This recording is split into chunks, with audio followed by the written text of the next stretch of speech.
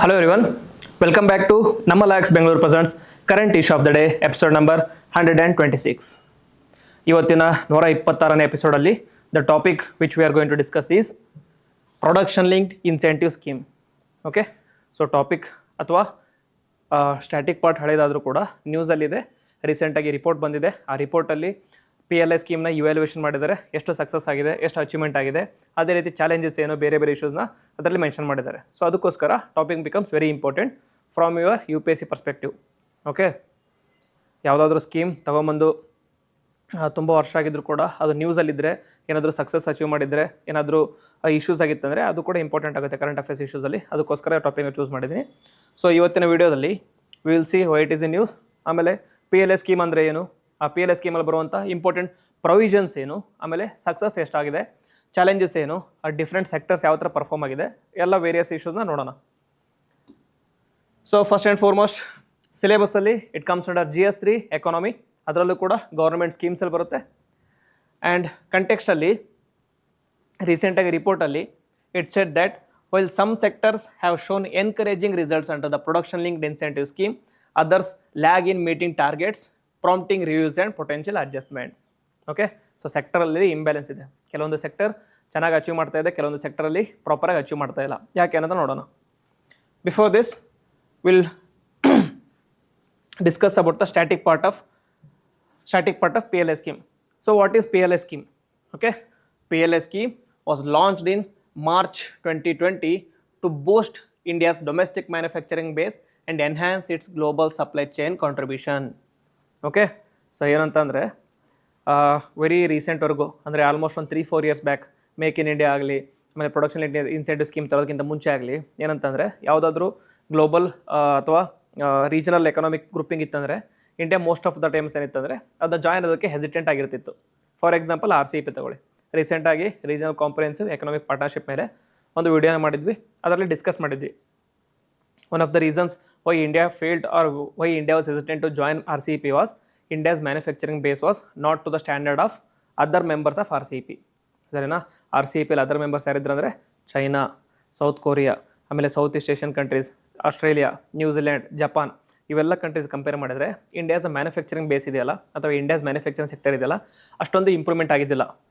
So ಇವಾಗ improvement ಆಗದೇ ಒಂದು ಫ್ರೀ ಟ್ರೇಡ್ ಅಗ್ರಿಮೆಂಟ್ ಜಾಯ್ನ್ ಆದಾಗ ಏನಾಗುತ್ತೆ ಅಂದರೆ ಬೇರೆ ಕಂಟ್ರೀಸಲ್ಲಿ, ಫಾರ್ ಎಕ್ಸಾಂಪಲ್ ಚೈನಾ ತಗೊಳ್ಳಿ. ಚೈನಾದಲ್ಲಿ ಮ್ಯಾನುಫ್ಯಾಕ್ಚರಿಂಗ್ ಬೇಸ್ ಆಗಲಿ, ಮ್ಯಾನುಫ್ಯಾಕ್ಚರಿಂಗ್ ಸೆಕ್ಟರ್ ಆಗಲಿ ಹೈಲಿ ಡೆವಲಪ್ ಆಗಿದೆ. ಹೈಲಿ ಡೆವಲಪ್ ಆಗಿರೋದ್ರಿಂದ ಅವರು ಪ್ರಾಡಕ್ಟ್ಸ್ನ ಚೀಪರ್ ರೇಟಲ್ಲಿ ಪ್ರೊಡ್ಯೂಸ್ ಮಾಡ್ಬೋದು. ಚೀಪರ್ ರೇಟಲ್ಲಿ ಪ್ರೊಡ್ಯೂಸ್ ಮಾಡಿ ಇಂಡಿಯಾದಲ್ಲಿ ಸೇಲ್ ಮಾಡಿದಾಗ ಇಂಡಿಯನ್ ಡೊಮೆಸ್ಟಿಕ್ ಮ್ಯಾನುಫ್ಯಾಕ್ಚರ್ ಇರ್ತಾರಲ್ಲ ಅವರಿಗೆ ಪೆಟ್ಟಾಗುತ್ತೆ. ಯಾಕೆ ಅಂತಂದರೆ ಚೀಪರ್ ರೇಟಲ್ಲಿ ಸೇಲ್ ಮಾಡ್ತಾರೆ, ನೀವು ಕಸ್ಟಮ್ ಡ್ಯೂಟಿ ಹಾಕಿದರೂ ಕೂಡ ಅವರ ಪ್ರಾಡಕ್ಟ್ 100 ರೂಪೀಸಿಗೆ ಮಾರ್ತಾ ಇದ್ದರೆ ನಮ್ಮ ಇಂಡಿಯಾದಲ್ಲಿ ಕಾಸ್ಟ್ ಆಫ್ ಪ್ರೊಡಕ್ಷನ್ ಜಾಸ್ತಿ ಇರುತ್ತೆ. ಯಾಕೆ ಜಾಸ್ತಿ ಇರುತ್ತೆ? ಮ್ಯಾನುಫ್ಯಾಕ್ಚರಿಂಗ್ ಬೇಸ್ ಅಷ್ಟು ಚೆನ್ನಾಗಿ ಡೆವಲಪ್ ಆಗಿಲ್ಲ ಅಂದಾಗ ಜಾಸ್ತಿ ಇರುತ್ತಲ್ಲ, ಹಾಗಾಗಿ ಅವರು 100 ರೂಪೀಸಿಗೆ ಮಾರಿದಾಗ ನಾವು ಕಾಸ್ಟ್ ಆಫ್ ಬೆನಿಫಿಟ್ ಎಲ್ಲ ತೊಗೊಂಡು ನೋಡಿದರೆ ಇನ್ಪುಟ್ ಕಾಸ್ಟ್ ಆಗಲಿ, ಮ್ಯಾನುಫ್ಯಾಕ್ಚರಿಂಗ್ ಕಾಸ್ಟ್ ಆಗಲಿ ಎಲ್ಲ ಕಾಸ್ಟ್ ನೋಡಿದಾಗ 120 ಬರ್ತಾ ಇರುತ್ತೆ. ಆಬ್ವಿಯಸ್ಲಿ ಕನ್ಸ್ಯೂಮರ್ಸ್ ಏನು ಮಾಡ್ತಾರೆ? ಸೊ ಸೇವಿಂಗ್ ಆ್ಯಟಿಟ್ಯೂಡ್ ಇರುತ್ತೆ ಅವ್ರ ಹತ್ರ. ಸೊ ಯಾವುದನ್ನು ಚೂಸ್ ಮಾಡ್ತಾರೆ? ಚೈನೀಸ್ ಗೂಡ್ಸ್ನ ಚೂಸ್ ಮಾಡ್ತಾರೆ. ಯಾಕೆಂದರೆ 20 ರೂಪೀಸ್ ಕಡಿಮೆ ಬೆಲೆ ಮಾರ್ತಾ ಇದ್ದಾರೆ ಅವರು. ಅದರಿಂದ ಇಂಡಿಯನ್ ಮ್ಯಾನುಫ್ಯಾಕ್ಚರಿಂಗ್ ಬೇಸ್ ಆಗಲಿ, ಇಂಡಿಯನ್ ಮ್ಯಾನುಫ್ಯಾಕ್ಚರ್ ಇರ್ತಾರಲ್ಲ ಅವರಿಗೆ ಪ್ರಾಬ್ಲಮ್ ಆಗುತ್ತೆ ಅಂತ most of the times India ಏನು ಮಾಡ್ತಿತ್ತಂದರೆ ಈ ರೀತಿಯಾದಂಥ ಫ್ರೀ ಟ್ರೇಡ್ ಅಗ್ರಿಮೆಂಟಲ್ಲಿ ಜಾಯ್ನ್ ಆಗ್ತಾ ಇರ್ತಿದ್ದಿಲ್ಲ. ಯಾಕೆ? So that in order to avoid these dumping duties, okay, in order to avoid these dumping actions or activities by China and other industries, other countries. Okay, ಆವಾಗ ಏನಂತಂದರೆ ಗ್ಲೋಬಲಲ್ಲಿ criticism ಆಗಿತ್ತು ಇಂಡಿಯಾಗೆ. ಗ್ಲೋಬಲಲ್ಲಿ ಅಷ್ಟೇ ಅಲ್ಲ, within ಇಂಡಿಯಾದಲ್ಲೇ criticism ಆಗಿತ್ತು. ಏನು ಕ್ರಿಟಿಸಿಸಮ್ ಅಂತಂದರೆ, ನೀವು ಈ ರೀತಿಯಾದಂಥ RCEP ಆಗಲಿ, ಬೇರೆ ಬೇರೆ ರೀತಿಯಾದಂಥ ಫ್ರೀ ಟ್ರೇಡ್ ಅಗ್ರಿಮೆಂಟ್ ಆಗಲಿ ಅದರಲ್ಲಿ ಜಾಯ್ನ್ ಆಗಬೇಕು. ಯಾಕೆ ಅಂತಂದರೆ because of just sole reason of manufacturing base not as properly developed as other countries, you cannot be moving away from these RCEP or you cannot move away from these kind of economic partnerships. ಯಾಕಂತಂದರೆ there are more opportunities provided from this one. So ಇದರಿಂದ ಹೊರಗೆ ಹೋಗೋದಕ್ಕಿಂತ better ಆಗಿ ಏನಂತಂದರೆ instead you can develop manufacturing base of your own country. ಸರಿನಾ? ಬೇರೆ ಒಂದು ದೇಶಕ್ಕೋಸ್ಕರ ಹೆದರಿಕೊಂಡು ಈ ರೀತಿಯಾದ ಗ್ರೂಪಿಂಗ್ಸ್ನ ಜಾಯ್ನ್ ಆಗದೇ ಇರೋದಕ್ಕಿಂತ ಬೆಟರ್ ಏನಂತಂದರೆ ನಿಮ್ಮ ದೇಶದಲ್ಲಿರುವಂಥ ಮ್ಯಾನುಫ್ಯಾಕ್ಚರಿಂಗ್ ಬೇಸ್ ಆಗಲಿ, ಇಂಡಸ್ಟ್ರಿಯಲ್ ಸೆಕ್ಟರ್ಸ್ ಆಗಲಿ, ಫ್ಯಾಕ್ಟ್ರೀಸ್ ಆಗಲಿ ಅದನ್ನ ಡೆವಲಪ್ ಮಾಡಿ ಅಂತ ಹೇಳಿದರು. ಓಕೆ, ಸೊ ಆ ಕ್ರಿಟಿಸಿಸಮ್ನ ನೋಡಿ ಇಂಡಿಯನ್ ಗೌರ್ಮೆಂಟ್ ಅವರು ಒಂದು ಸ್ಕೀಮ್ನ ತೊಗೊಂಬಂದರು. ಆ ಸ್ಕೀಮ್ ಏನಂತಂದರೆ production linked incentive scheme. Okay, ಅಂತಂದರೆ ನೀವು ಪ್ರೊಡಕ್ಷನ್ ಯಾವ ಥರ ಮಾಡ್ತೀರಾ ಅದಕ್ಕೆ ಲಿಂಕ್ ಆಗಿ ಒಂದು ಇನ್ಸೆಂಟಿವ್ ಕೊಡ್ತಾ ಇರ್ತೀವಿ. ಓಕೆ, ನೀವು ಯಾವ ರೀತಿ ಪ್ರೊಡಕ್ಷನ್ ಮಾಡ್ತೀರಾ ಆ ಪ್ರೊಡಕ್ಷನ್ಗೆ ತಕ್ಕವಾಗಿ ಇನ್ಸೆಂಟಿವ್ ಕೊಡ್ತೀವಿ. ಪ್ರೊಡಕ್ಷನ್ ಜಾಸ್ತಿ ಮಾಡ್ತೀರಾ ನಿಮ್ಮ ಇನ್ಸೆಂಟಿವ್ ಕೂಡ ಜಾಸ್ತಿ ಇರುತ್ತೆ. ಪ್ರೊಡಕ್ಷನ್ ಕಡಿಮೆ ಮಾಡ್ತೀರಾ ನಿಮ್ಮ ಇನ್ಸೆಂಟಿವ್ ಕೂಡ ಕಡಿಮೆ ಇರುತ್ತೆ. ಆ ಥರ ಒಂದೊಂದು ಸ್ಕೀಮ್ನ ಪ್ರೊಡಕ್ಷನ್ ಲಿಂಕ್ಡ್ ಇನ್ಸೆಂಟಿವ್ ಸ್ಕೀಮ್ ಅಂತ ತೊಗೊಂಬಂದು ಡೇಟ್ ಯಾವಾಗ ಅಂತಂದರೆ ಮಾರ್ಚ್ 2020. ಓಕೆ, ಸೊ ಇದು background for a PLI scheme. Objective ಏನಂತಂದರೆ presently it covers 14 sectors. The scheme aims to create significant employment opportunities and drive industrial capital expenditure. Okay, not just like manufacturing ಬೇಸ್ನ improve ಮಾಡೋದು ಅಷ್ಟೇ ಅಲ್ಲ, manufacturing base ಜೊತೆಗೆ ನಾವು manufacturing ಸೆಕ್ಟರಲ್ಲಿ employment ಜಾಸ್ತಿ ಮಾಡಬೇಕಂತ. ಆ ಎಂಪ್ಲಾಯ್ಮೆಂಟ್ ಜಾಸ್ತಿ ಮಾಡೋದ್ರ ಜೊತೆಗೆ ಇಂಡಸ್ಟ್ರಿಯಲ್ಲಿ ಕ್ಯಾಪಿಟಲ್ ಎಕ್ಸ್ಪೆಂಡಿಚರ್ ಜಾಸ್ತಿ ಮಾಡಬೇಕಂತ. ಓಕೆ, ಕ್ಯಾಪಿಟಲ್ ಎಕ್ಸ್ಪೆಂಡಿಚರ್ ಮಾಡಿದರೆ ಫಿಕ್ಸ್ಡ್ ಅಸೆಟ್ ಜಾಸ್ತಿ ಬಿಲ್ಡ್ ಆಗುತ್ತೆ. ಫಿಕ್ಸ್ಡ್ ಅಸೆಟ್ ಜಾಸ್ತಿ ಬಿಲ್ಡ್ ಮಾಡಿದರೆ ಪ್ರೊಡಕ್ಷನ್ ಜಾಸ್ತಿ ಆಗುತ್ತೆ. ಪ್ರೊಡಕ್ಷನ್ ಜಾಸ್ತಿ ಆದರೆ GDP ಗ್ರೋತ್ ಆಗುತ್ತೆ. GDP ಗ್ರೋತ್ ಆದರೆ related positives such as employment ಆಗಲಿ, ಸೋಷಿಯಲ್ ಬೆನಿಫಿಟ್ಸ್ಗಾಗಲಿ, ಬೇರೆ ಬೇರೆ ಅದಕ್ಕಾಗಿ ಜಾಸ್ತಿ ರೆವೆನ್ಯೂ ಇರುತ್ತೆ. ಓಕೆ, ಅದೆರಡು ಟ್ವಿನ್ ಅಬ್ಜೆಕ್ಟಿವ್ ಆಗಿತ್ತು. ಸೊ ಇವಾಗ ಪ್ರೆಸೆಂಟ್ಲಿ 14 ಸೆಕ್ಟರ್ಸ್ ಇದೆ. ನೀವೊಂದು ಕ್ವಶನ್ಸ್ ಕೇಳ್ಬೋದು. ಸೊ 2020 ಇದು ಲಾಂಚ್ ಆಯ್ತಲ್ಲ ಸರ್, ಆ ಟೈಮಲ್ಲಿ 14 ಸೆಕ್ಟರ್ಸ್ ಕೂಡ ಕವರ್ ಆಗಿತ್ತು ಅಂತ ಕೇಳಿದರೆ ರಾಂಗ್ ಆಗುತ್ತೆ ಸ್ಟೇಟ್ಮೆಂಟ್. ಯಾಕೆಂದರೆ ಇನಿಷಿಯಲ್ ಆಗಿ ಓನ್ಲಿ 4 ಸೆಕ್ಟರ್ಸ್ನ ಕವರ್ ಮಾಡಿದ್ರು. ಓಕೆ, ಇನಿಷಿಯಲಾಗಿ 4 ಸೆಕ್ಟರ್ಸ್ ಕವರ್ ಮಾಡಿದ್ರು, ನಂತರ ಅದನ್ನ 14 ಸೆಕ್ಟರ್ಸ್ಗೆ ಇನ್ಕ್ಲೂಡ್ ಮಾಡಿದ್ದಾರೆ, ಎಕ್ಷನ್ ಮಾಡಿದ್ದಾರೆ. ಓಕೆ, ಸೊ ಯಾವ ಥರ ವರ್ಕ್ ಆಗುತ್ತೆ ಅಂದರೆ, okay, production linked incentive scheme ಅಂದರೆ ಯಾವ ಥರ ಲಿಂಕ್ ಮಾಡ್ತಾರೆ, ಯಾವ ಥರ ಇನ್ಸೆಂಟಿವ್ ವರ್ಕ್ ಆಗುತ್ತೆ ಅಂದರೆ, under the PLI scheme eligible companies receive financial incentives based on their incremental sales from the products manufactured in India. So 1 ಇಯರಿಂದ ನೆಕ್ಸ್ಟ್ ಇಯರ್ಗೆ ಯಾವ ಥರ ಇಂಕ್ರಿಮೆಂಟ್ ಆಗ್ತಾ ಹೋಗಿದೆ, ಸೇಲ್ಸ್ ಚೆನ್ನಾಗಿ ಪರ್ಫಾರ್ಮ್ ಮಾಡ್ತಾ ಇದ್ದಂದರೆ over the period of time, ಆವಾಗ ಅವ್ರನ್ನ ಪ್ರೊಡಕ್ಷನ್ ಲಿಂಕ್ಡ್ ಇನ್ಸೆಂಟಿವ್ ಸ್ಕೀಮಲ್ಲಿ ಇನ್ಕ್ಲೂಡ್ ಮಾಡ್ತಾರೆ. ಇನ್ಕ್ಲೂಡ್ ಮಾಡಿ ಅವರಿಗೆ ಕೆಲವೊಂದು ಇನ್ಸೆಂಟಿವ್ಸ್ನ ಕೊಡ್ತಾರೆ, ಫೈನಾನ್ಷಿಯಲ್ ಇನ್ಸೆಂಟಿವ್ಸ್. ಸರಿನಾ? ಮ್ಯಾನುಫ್ಯಾಕ್ಚರಿಂಗ್ ಅಥವಾ ಇಂಡಸ್ಟ್ರಿಯಲ್ಲಿ ಮೇನ್ ಇಶ್ಯೂ ಏನಿರುತ್ತೆ ಅಂದರೆ ಅವರಿಗೆ ಫೈನಾನ್ಷಿಯಲ್ ಹರ್ಡಲ್ಸ್ ಜಾಸ್ತಿ ಇರುತ್ತೆ. ಓಕೆ, ಯಾಕೆಂದರೆ ಅದಕ್ಕೆ ಇನ್ವೆಸ್ಟ್ಮೆಂಟ್ ಜಾಸ್ತಿ ಬೇಕಾಗುತ್ತೆ. ಇನ್ವೆಸ್ಟ್ಮೆಂಟ್ ಜಾಸ್ತಿ ಬೇಕಂದಾಗ they go for money lending ಆಗಲಿ, ಬೇರೆ ಥರ ಸಾಲ ಮಾಡೋದಾಗಲಿ, ಲೋನ್ ಮಾಡೋದಾಗಲಿ ಮಾಡ್ತಾರೆ. ಅದರಲ್ಲಿ ಲೋನಲ್ಲಿ ಸಿಕ್ಕಾಕೊಂಡು ಅವರಿಗೆ ಲಾಸ್ ಆಗ್ತಿರುತ್ತೆ. ಅದಕ್ಕೋಸ್ಕರ ಈ ನಿಟ್ಟಿನಲ್ಲಿ ಫೈನಾನ್ಷಿಯಲ್ ಬೆನಿಫಿಟ್ ಕೊಡೋದಕ್ಕೋಸ್ಕರ ಪ್ರೊಡಕ್ಷನ್ ಲಿಂಕ್ಡ್ ಇನ್ಸೆಂಟಿವ್ ಸ್ಕೀಮ್ ತೊಗೊಂಬಂದರು. Okay, next, these incentives encourage companies to invest in upgrading their manufacturing capabilities, adapting modern technologies and expanding their production capabilities. Okay, so ನಾವು ಇನ್ಸೆಂಟಿವ್ ಕೊಡ್ತೀವಿ, ನಾವು ನಿಮಗೆ ಇನ್ವೆಸ್ಟ್ಮೆಂಟ್ ಮಾಡ್ತೀವಿ, ಗೌರ್ಮೆಂಟಿಂದ ನಾವು ನಿಮಗೆ ಹೆಲ್ಪ್ ಮಾಡ್ತೀವಿ. ನಾವು ಹೆಲ್ಪ್ ಮಾಡಿರೋದು ಇನ್ಸೆಂಟಿವ್ನ ನೀವು ಎಲ್ಲಿ ಯೂಸ್ ಮಾಡ್ಕೋಬೇಕಂದ್ರೆ that is upgrade your manufacturing capabilities. Okay, old machines ಇದ್ದಂದರೆ ಅದನ್ನ ರಿಪ್ಲೇಸ್ ಮಾಡಿ ನ್ಯೂವರ್ ಅಥವಾ ಮೆಷಿನ್ಸ್ ತೊಗೊಂಬಂದು ನ್ಯೂವರ್ ಟೆಕ್ನಾಲಜಿ ಅಡಾಪ್ಟ್ ಮಾಡ್ಕೊಳ್ಳಿ. So adapting modern technologies, old ಅಥವಾ ಬುಕ್ ಬೇಸ್ ಇತ್ತಂದರೆ ಡಿಜಿಟಲ್ ಮಾಡಿ. ಓಕೆ, ಇಂಪ್ರೂವ್ಮೆಂಟ್ ಇನ್ ಟೆಕ್ನಾಲಜಿ ಮಾಡಿ, latest technologies, artificial intelligence, machine learning, ಅದನ್ನ ಇಂಪ್ರೂವ್ಮೆಂಟ್ ಮಾಡ್ಕೊಳ್ಳಿ, ಅದನ್ನ ಇಂಪ್ಲಿಮೆಂಟ್ ಮಾಡ್ಕೊಳ್ಳಿ ಅಂತ ಹೇಳ್ತಾರೆ. ನೆಕ್ಸ್ಟ್, ಪ್ರೊಡಕ್ಷನ್ ಕೆಪಾಸಿಟೀಸ್ ಕೂಡ ಜಾಸ್ತಿ ಮಾಡ್ಕೊಳ್ಳಿ. ಓಕೆ, ಸೊ ಇದರಿಂದ ಓವರ್ ಆಲ್ ಡೆವಲಪ್ಮೆಂಟ್ ಆಗುತ್ತೆ, ಎಂಪ್ಲಾಯ್ಮೆಂಟ್ ಕೂಡ ಜನರೇಟ್ ಆಗುತ್ತೆ, ಕ್ಯಾಪಿಟಲ್ ಎಕ್ಸ್ಪೆಂಡಿಚರ್ ಕೂಡ ಇನ್ಕ್ರೀಸ್ ಆಗುತ್ತೆ. Okay, these are the twin objectives of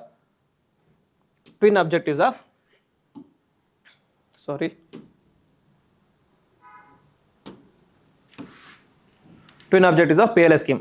Next, so what are the provisions of PLI scheme then? So what are the provisions which are included in PLI scheme?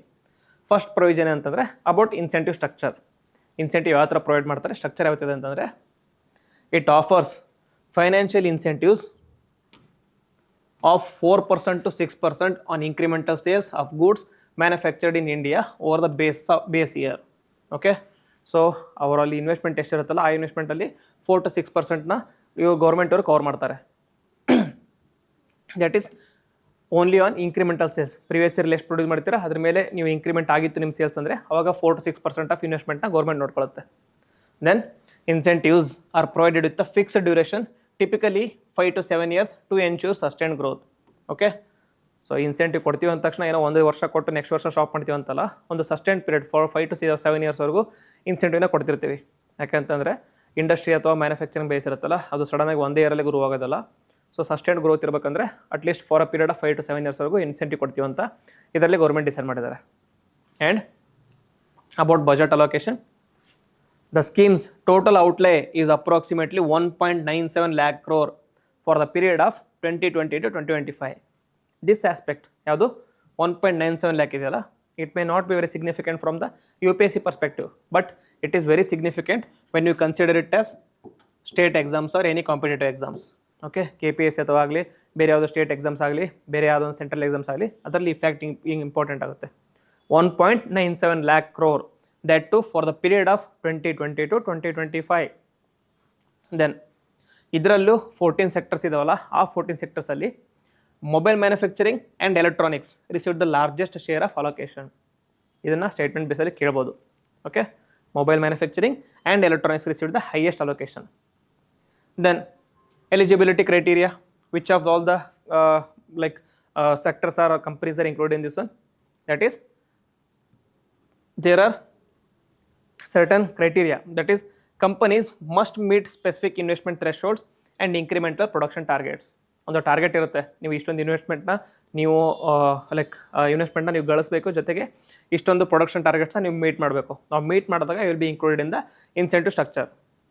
Then focus is placed on promoting indigenous production, reducing import dependency and creating employment. Okay, ಈ ಮೂರು aspects ಮೇಲೆ ಜಾಸ್ತಿ focus ಮಾಡಿದ್ದಾರೆ. That is indigenous production ಆಗಬೇಕು, so that our own manufacturers can produce world industry world level ಸ್ಟ್ಯಾಂಡರ್ಡ್ಸಲ್ಲಿ produce ಮಾಡ್ಬೋದು manufacturing ಗೂಡ್ಸ್ನ. ಜೊತೆಗೆ reducing the import dependency, that is presently raw materials ಆಗಲಿ ಅಥವಾ ಫಿನಿಶ್ ಗೂಡ್ಸ್ ಆಗಲಿ, we are dependent more on the other countries which have a strong manufacturing base. ಅದನ್ನ ಕಡಿಮೆ ಮಾಡೋದಾಗಲಿ, ಕೊನೆಗೆ ಎಂಪ್ಲಾಯ್ಮೆಂಟ್ ಜನರೇಟ್ ಮಾಡೋದಾಗಲಿ, ಇದ್ರ ಮೇಲೆ ಜಾಸ್ತಿ ಫೋಕಸ್ ಇದೆ. ಓಕೆ, ನೆಕ್ಸ್ಟ್ ಏನಂತ ಅಂದರೆ, ಸೊ ಇದರಲ್ಲಿ ಕವರ್ ಆಗಿರುವಂಥ ಸೆಕ್ಟರ್ಸ್ ಯಾವುದು? We see that we already saw that 14 sectors have been covered under this one. ಆ 14 ಸೆಕ್ಟರ್ಸ್ ಯಾವುದು ಅಂತ ಅಂದರೆ, ಫಸ್ಟ್ ಬರೋದು ಫಸ್ಟ್ ಯಾವುದು ಅಂತಂದರೆ automobiles and auto components, and then pharmaceutical drugs, then mobile manufacturing and specified electronic components, and then food products. ಅದಾದ ನಂತರ textile products, that is MMF segments and technical textiles. ಅದಾದಮೇಲೆ high efficiency solar PV modules. Then white goods, ಇದು important. White goods ಅಂದರೆ ACs ಆಗಲಿ, AMPs ಆಗಲಿ, LEDs ಆಗಲಿ, ಅದೆಲ್ಲ white goods ಅಂತ ಕನ್ಸಿಡರ್ ಮಾಡ್ತಾರೆ. Then speciality steel, then telecom and networking products, and then manufacturing of medical devices, then advance chemistry battery, then electronic or technology products. All these sectors have been covered under PLI. Okay, ಈ ಸೆಕ್ಟರ್ಸಲ್ಲಿ normal ಆಗಿ you can guess the sectors, but certain sectors ಇದಾವಲ್ಲ unique ಆಗಿದೆ, ಅದನ್ನ ನೆನ್ಪಿಟ್ಕೋಬೇಕಾಗುತ್ತೆ. For example pharmaceutical drug ಆಗಲಿ, food products ಆಗಲಿ, then high efficiency solar PV modules ಆಗಲಿ, ದೆನ್ ವೈಟ್ ಗೂಡ್ಸ್ ಆಗಲಿ, ದೆನ್ ಸ್ಟೀಲ್ ಒಳಗಡೆ speciality steel. Okay, not all the steel industries, only speciality steel include ಮಾಡಿರ್ತಾರೆ. ಅದಾದಮೇಲೆ ಮ್ಯಾನುಫ್ಯಾಕ್ಚರಿಂಗ್ ಆಫ್ ಮೆಡಿಕಲ್ ಡಿವೈಸಸ್, ಅದನ್ನು ಕೂಡ include ಮಾಡಿದ್ದಾರೆ. ಅದಾದಮೇಲೆ ಅಡ್ವಾನ್ಸ್ ಕೆಮಿಸ್ಟ್ರಿ ಬ್ಯಾಟರೀಸ್. ಇದೊಂದು 4 ಯೂನಿಕ್ ಆಗಿದೆ, ಅದನ್ನ ನೆನ್ಪಿಟ್ಕೊಳ್ಳಿ. ಉಳಿದಿರೋದೆಲ್ಲ ಎಲೆಕ್ಟ್ರಾನಿಕ್ ಆಗಲಿ, ಮೊಬೈಲ್ ಮ್ಯಾನುಫ್ಯಾಕ್ಚರಿಂಗ್ ಆಗಲಿ, ಆಟೋಮೊಬೈಲ್ಸ್ ಆಗಲಿ, ಟೆಕ್ಸ್ಟೈಲ್ ಆಗಲಿ, ಫುಡ್ ಪ್ರಾಡಕ್ಟ್ಸ್ ಆಗಲಿ, ಆಮೇಲೆ ಟೆಲಿಕಾಮ್ ಆ್ಯಂಡ್ ನೆಟ್ವರ್ಕ್ ಆಗಲಿ, ಮ್ಯಾನುಫ್ಯಾಕ್ಚರಿಂಗ್ ಆಫ್ ಮೆಡಿಕಲ್ ಡಿವೈಸ್ ಆಗಲಿ, ಅದೆಲ್ಲ ನೆನಪಿರುತ್ತೆ, ಅದನ್ನೆಲ್ಲ ಗೆಸ್ ಮಾಡ್ಬೋದು ನೀವು. ಬಟ್ ಇದು 4ನ ಚೆನ್ನಾಗಿ ನೆನ್ಪಿಟ್ಕೊಳ್ಳಿ. In case there is a statement base questions ಆಗಲಿ, ಅಥವಾ which among the following sectors are covered under PLI ಅಂತ ಕೇಳಿ ಓನ್ಲಿ 1, ಓನ್ಲಿ 2 ಆ ಥರ ಸ್ಟೇಟ್ಮೆಂಟ್ ಬೇಸ್ ಕ್ವಶನ್ಸ್ ಬಂದರೆ ಅವಾಗ ಆನ್ಸರ್ ಮಾಡೋದಕ್ಕೆ ಈಸಿ ಆಗುತ್ತೆ. ದೆನ್ ಇವಾಗ will see the evaluation of PLI scheme. So first will see how PLI scheme is different from the previous schemes. Okay, ಇದಕ್ಕಿಂತ ಮುಂಚೆ ಸ್ಕೀಮ್ಸ್ ಬಂದಿದ್ದಿಲ್ಲ ಅಥವಾ ಅಂತಂದರೆ ತಪ್ಪಾಗುತ್ತೆ. ಇದಕ್ಕಿಂತ ಮುಂಚೆ ಎಕ್ಸ್ಪೋರ್ಟ್ನ ಇಂಪ್ರೂವ್ ಮಾಡೋಕ್ಕಾಗಲಿ ಅಥವಾ ಮ್ಯಾನುಫ್ಯಾಕ್ಚರಿಂಗ್ ಬೇಸ್ನ ಇಂಪ್ರೂವ್ ಮಾಡೋಕ್ಕಾಗಲಿ ಹಲವಾರು ಸ್ಕೀಮ್ನ ತೊಗೊಂಡಿದ್ರು. For example merchandise export incentive scheme ಅಂತ ಆಗಲಿ, ಆಮೇಲೆ RODTEP ಆಗಲಿ, ಆಮೇಲೆ ಸೀಸ್ ಅಂತ ಆಗಲಿ, ಸರ್ವಿಸ್ ಎಕ್ಸ್ಪೋರ್ಟ್ ಇನ್ಸೆಂಟಿವ್ ಸ್ಕೀಮ್ ಅಂತ ಆಗಲಿ, ಬೇರೆ ಬೇರೆ ಸ್ಕೀಮ್ಸ್ ಜಾಸ್ತಿ ತೊಗೊಂಬಂದಿದ್ರು. ಓಕೆ, ಅದಕ್ಕೆ ಮತ್ತು PLI ಸ್ಕೀಮೇ ಡಿಫ್ರೆನ್ಸ್ ಏನಂತಂದರೆ, only limited sectors are eligible under PLI scheme. The scheme has the potential to attract maximum investments and scale rapidly to provide the maximum returns in terms of incremental production, employment and export. Okay, so only limited sectors ಅಷ್ಟೇ cover ಮಾಡಿರ್ತಾರೆ. Only those sectors who have the potential to attract maximum investments. ಸರಿನಾ, ಎಲ್ಲ sectors ಕೂಡ ಇದರಲ್ಲಿ include ಮಾಡಿಲ್ಲ. Then there is time bound pre-committed levels of investment and productions, meaning you have to reach certain targets to avail the incentives, or else you will be not eligible for availing these incentives. Then focus is more on supporting upcoming technologies, that can be commercialized at a large scale, like advanced chemistry cell batteries, electronic and technology products. Okay, so like past ಯಾವುದೋ ಒಂದು old colour technology ಆಗಲಿ, old colour ಅಂತ apparel develop ಮಾಡೋದಾಗಲಿ, ಅದರಲ್ಲಿರುವಂಥ ಇಂಡಸ್ಟ್ರಿನ ಇದರಲ್ಲಿ include ಮಾಡಿಲ್ಲ. Industry which is focusing more on advanced technologies or upcoming technologies, ಬರೀ ಟೆಕ್ನಾಲಜಿ ಅಷ್ಟೇ ಅಲ್ಲ, those technologies which can be commercialised at a large scale, ಆ ಥರವಾದಂಥ ಇಂಡಸ್ಟ್ರೀಸ್ನ ಇದರಲ್ಲಿ ಇನ್ಕ್ಲೂಡ್ ಮಾಡಿದ್ದಾರೆ. That is why it is different from the past schemes. ಇವಾಗ what is the significance of PLI scheme ಅಂದರೆ, obviously one of the aim ಏನಂತಂದರೆ boost to domestic in manufacturing. That is it is encouraging production in high value sectors to position India as a global manufacturing hub. Okay, India's aim is to become a global manufacturing hub, and then aims to increase the share of manufacturing in India's GDP from the current 17% to 25% of GDP. Okay, so initially manufacturing contribution GDP ಜಾಸ್ತಿ ಇತ್ತು, but ಬರ್ತಾ ಟೈಮಲ್ಲಿ India ಅಗ್ರಿಕಲ್ಚರಿಂದ ಡೈರೆಕ್ಟಾಗಿ service ಸೆಕ್ಟರ್ಸ್ಗೆ jump ಆಗಿಬಿಡ್ತು. There was a lag in India's development of manufacturing sector. ಯಾಕೆ ಅಂತಂದರೆ ಇನಿಷಿಯಲ್ ಆಗಿ ಫಾರ್ ಎಕ್ಸಾಂಪಲ್ ಚೈನಾ ಮತ್ತು India when they got independence they were on the same curve path. ಸರಿನಾ, ಇಬ್ಬರು ಒಂದೇ ರೀತಿಯಾದಂಥ ಸ್ಟೇಟಸಲ್ಲಿದ್ದರು. ಇನ್ ಟರ್ಮ್ಸ್ ಆಫ್ GDP ಆಗಲಿ, ಇನ್ ಟರ್ಮ್ಸ್ ಆಫ್ ಎಂಪ್ಲಾಯ್ಮೆಂಟ್ ಆಗಲಿ, ಇನ್ ಟರ್ಮ್ಸ್ ಆಫ್ ಅಗ್ರಿಕಲ್ಚರ್ ಆಗಲಿ, ಬೇರೆ ಯಾವುದೇ ಇಶ್ಯೂಸಲ್ಲೂ ಆಲ್ಮೋಸ್ಟ್ ಅನ್ನೋ ಸಿಮಿಲರ್ ಲೆವೆಲ್ ಇದ್ದರು. ಓಕೆ, ಅದು ಸೇಮ್ ಫುಟಲ್ಲಿದ್ದರು. ಬಟ್ ಇಂಡಿಪೆಂಡೆನ್ಸ್ ಬಂದಮೇಲೆ ಚೈನಾ ಮತ್ತು ಇಂಡಿಯಾ ತೊಗೊಂಡಿರೋಂಥ ಸ್ಕೀಮ್ಸ್ ಅಥವಾ policies that commanded the growth both the countries achieved. ಸರಿನಾ, so China is almost like 14 trillion. China's GDP ಏನಂತಂದರೆ 14 ಟ್ರಿಲಿಯನ್ ಜಾಸ್ತಿ ಇದೆ ಇಂಡಿಯಾಕ್ಕಿಂತ. ಅದು ಅಚೀವ್ ಮಾಡೋಕ್ಕೆ ಏನಂತಂದರೆ mainly because of manufacturing base growth. ಸರಿನಾ, ಇಂಡಿಯಾದಲ್ಲಿ ಮ್ಯಾನುಫ್ಯಾಕ್ಚರಿಂಗ್ ಗ್ರೋತ್ ಯಾಕೆ ಆಗಲಿಲ್ಲ ಅಂತಂದರೆ ಇನಿಷಿಯಲ್ ಆಗಿ ಚೈನೀಸಲ್ಲಿ ಏನು ಮಾಡಿದ್ರು ಅಂತಂದರೆ ಮ್ಯಾನುಫ್ಯಾಕ್ಚರಿಂಗ್ ಗ್ರೋತ್ ಮಾಡಬೇಕು, ಎಂಪ್ಲಾಯ್ಮೆಂಟ್ ಜನರೇಟ್ ಮಾಡಬೇಕು. ಅದಕ್ಕೆ ಅವ್ರು ಏನು ಮಾಡಿದ್ರು ಅಂದರೆ it doesn't matter what kind of manufacturing products we are going to produce. Okay, will produce any kind of material as long as it is going to create employment, as long as it is going to contribute to GDP. ಸರಿನಾ, ಹಾಗಾಗಿ ಅವರ finish products ಮೇಲೆ ಕಂಪ್ಲೀಟಾಗಿ focus ಮಾಡಲಿಲ್ಲ. Assemble ಮಾಡ್ತೀರಾ ಬನ್ನಿ ಚೈನಾದಲ್ಲಿ assemble ಮಾಡಿ, ಏನೋ ಒಂದು ಪ್ರಾಡಕ್ಟ್ಸ್ ಪ್ರೊಡ್ಯೂಸ್ ಮಾಡ್ತೀರಾ ಬನ್ನಿ ಇಲ್ಲಿ ಪ್ರೊಡ್ಯೂಸ್ ಮಾಡಿ. ಓಕೆ, ಆಲ್ರೆಡಿ ಪ್ರೊಡ್ಯೂಸ್ ಮಾಡಿದ್ರೆ ಅದನ್ನ ಸೇಲ್ ಮಾಡ್ಬೇಕಾ ಅಥವಾ ಏನಾದರೂ ರೀಬ್ರ್ಯಾಂಡ್ ಮಾಡ್ಬೇಕಾ ಬನ್ನಿ ಚೈನಾದಲ್ಲಿ ಮಾಡಿ. ಓಕೆ, ನೀವು ಬೇರೆ ಕಂಟ್ರೀಸಲ್ಲಿ ಪ್ರೊಡ್ಯೂಸ್ ಮಾಡ್ತೀರಿ, ಅಸೆಂಬಲ್ ಅಷ್ಟೇ ಎಲ್ಲಿ ಮಾಡ್ತೀರಾ ಬನ್ನಿ ಅದನ್ನು ಮಾಡಿ, ಇಲ್ಲ ಫಿನಿಶ್ ಕೂಡ ನಮ್ಮ ಹತ್ರ ಮಾಡ್ತೀರಾ ಬಂದು ಅದನ್ನು ಮಾಡಿ. ಯಾವ ಥರ ಆದಂಥ ಇಂಡಸ್ಟ್ರಿ ಆಗಲಿ ಯಾವುದೇ ಆದರೂ ಎಲ್ಲದಕ್ಕೂ ಸಪೋರ್ಟ್ ಮಾಡಿದರು ಚೈನಾದಲ್ಲಿ.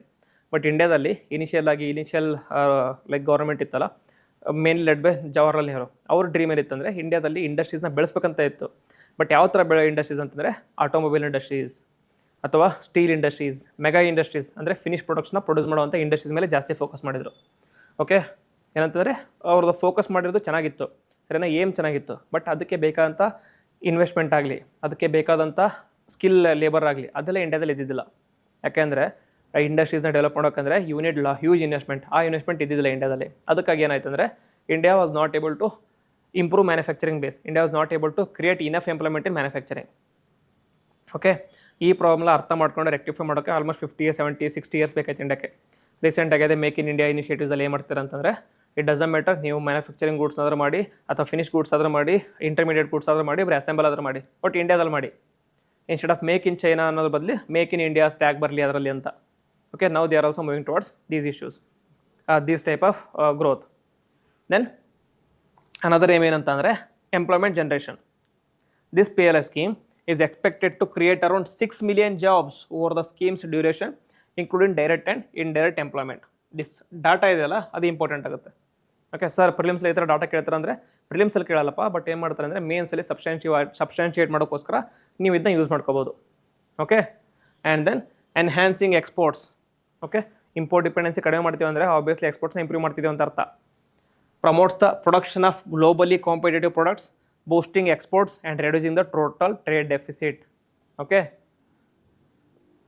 ಇನ್ the electronic sector the PLI scheme is projected to generate additional production worth 10 lakh crore over the next 5 years, or over the 5 years of the scheme 2025 10 lakh crore within electronic ಸೆಕ್ಟರ್ಸಲ್ಲಿ produce ಮಾಡ್ಬೋದು ಅಂತ ಇದು ಮಾಡಿದರು ಅಂತಂದರೆ forecast ಮಾಡಿದ್ರು ಅವಾಗ. So these are the significance of PLI scheme. So ಇವಾಗ ಅದ್ರ ಇವ್ಯಾಲ್ಯೂಯೇಷನ್ ಮಾಡೋಣ. ಅದಾದಮೇಲೆ next reducing the import dependency, that is helps substitute imports in key sectors like electronics, medical devices and solar energy. For instance, India aims to reduce 80% dependency on solar imports from China through domestic production under PLI.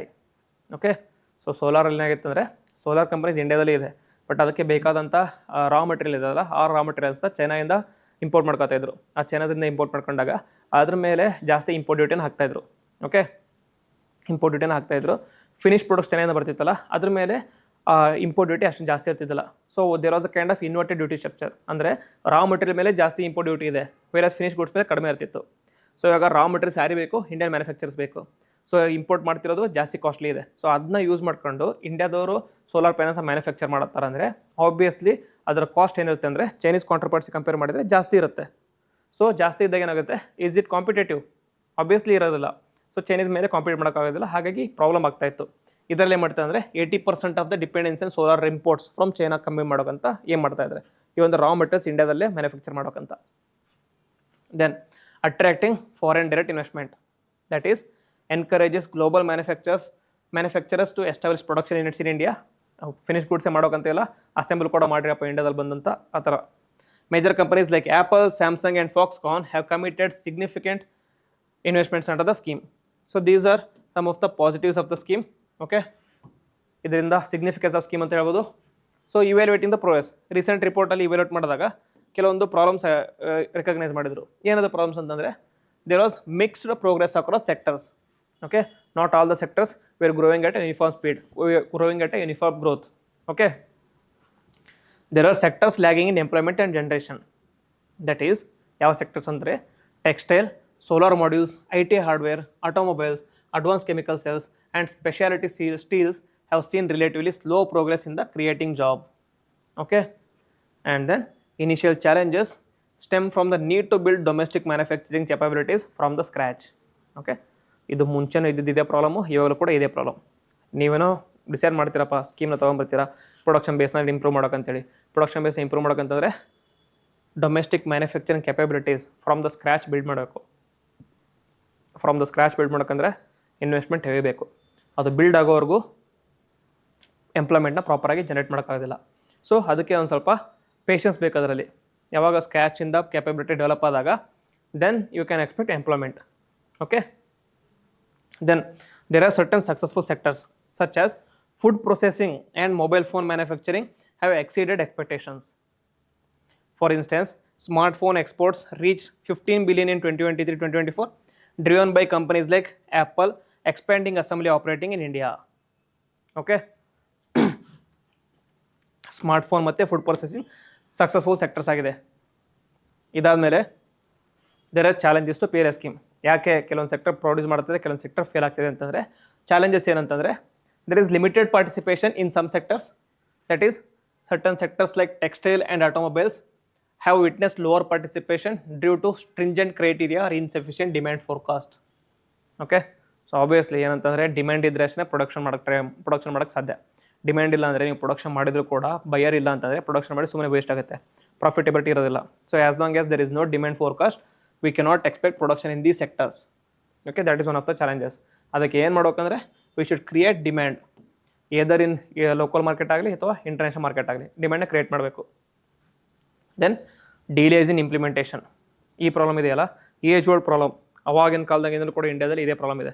ಯಾಕೆ ಅಂತಂದರೆ bureaucratic hurdles and slow approval processes have caused delay in rolling out incentives. ಈ issues ಮುಂಚೆನೇ ಇತ್ತು, ಇವಾಗಲೂ ಅದೇ continue ಆಗ್ತಾ ಇದೆ. Then financial risks, that is high upfront investments by companies may pose risks if production targets are not met or global demands fluctuates.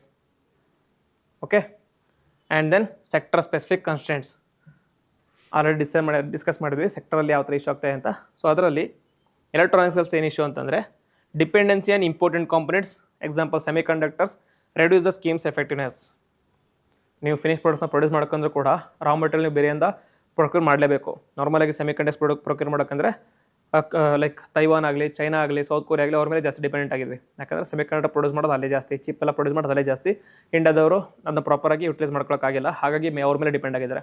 ಅವ್ರ ಮೇಲೆ depend ಆದಾಗ as long as raw materials are not available, production ಪ್ರಾಪರಾಗಿ ಮಾಡೋದಕ್ಕಾಗೋದಿಲ್ಲ. ಹಾಗಾಗಿ ಅದರ effectiveness ಅಥವಾ efficiency ಯಾರ ಮೇಲೆ ಡಿಪೆಂಡ್ ಆಗಿರುತ್ತೆ ಅಂದರೆ ರಾ ಮೆಟೀರಿಯಲ್ಸ್ ಮೇಲೆ ಡಿಪೆಂಡ್ ಆಗಿರುತ್ತೆ. ದೆನ್ ಫಾರ್ಮಾಕ್ಯೂಟಿಕಲ್ ಇಂಡಸ್ಟ್ರಿಯಲ್ಲಿ, that is lack of raw materials of sufficient in APIs. APIs ಅಂದರೆ ಆ್ಯಕ್ಟಿವ್ ಫಾರ್ಮಾಕ್ಯೂಟಿಕಲ್ ಇಂಗ್ರೀಡಿಯೆಂಟ್ಸ್.